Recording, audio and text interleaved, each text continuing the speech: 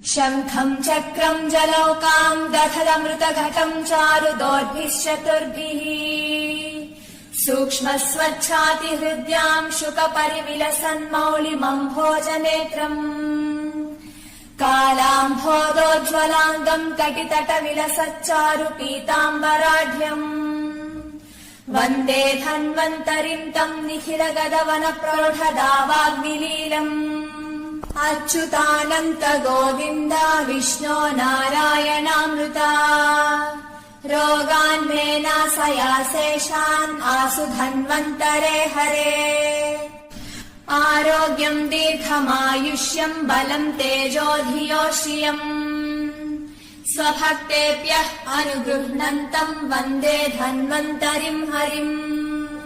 పరమేశ్వరుడు లింగ భక్తులకు దర్శనమిస్తాడు. ఆ లింగ రూపాన్ని దర్శించే వారికి సకల సంపదలు చేకూరుతాయని పండితులు అంటున్నారు.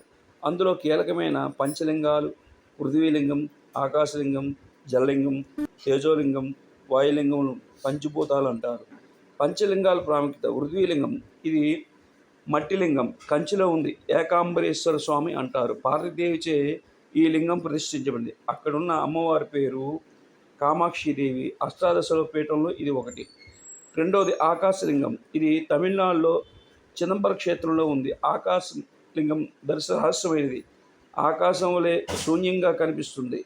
లింగ దర్శనం ఉండదు. అందువలన చిదంబర రహస్యం అనే పేరు వచ్చింది. ఈ క్షేత్రంలో నటరాజస్వామి వారు, శివకామసుందరి అమ్మవారి పేర్లు మాత్రమే ఉంటారు. జలలింగం.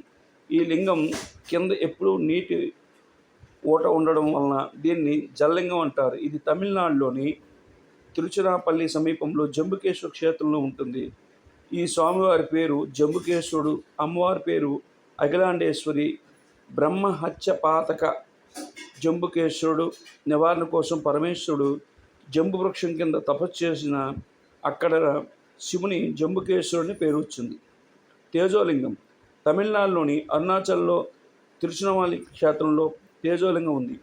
అరుణాచలం శిఖరాంగపై అగ్నిశిఖ ఒకటి ఆవిర్భవించింది.